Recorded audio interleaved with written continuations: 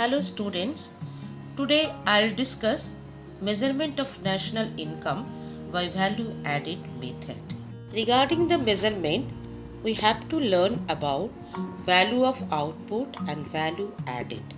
So what is value of output? Value of output is the market value of all goods and services produced by an enterprise or an firm during an accounting year.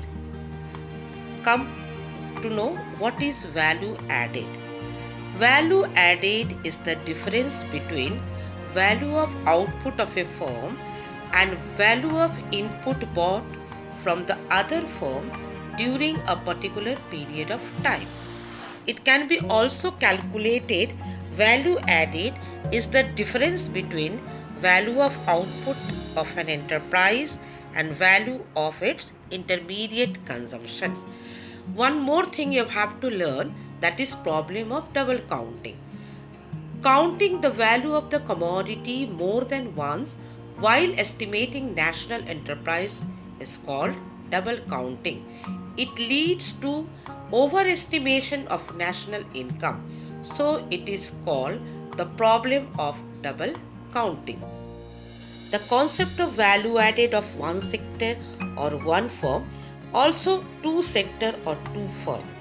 First of all, we have to find out the value of output.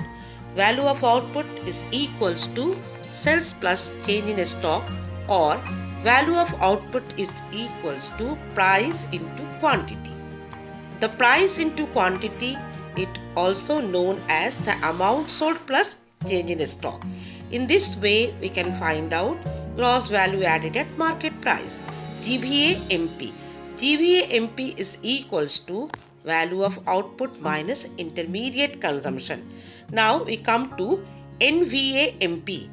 NVA MP is equals to GVA MP minus depreciation. Now we can get net value added at factor cost.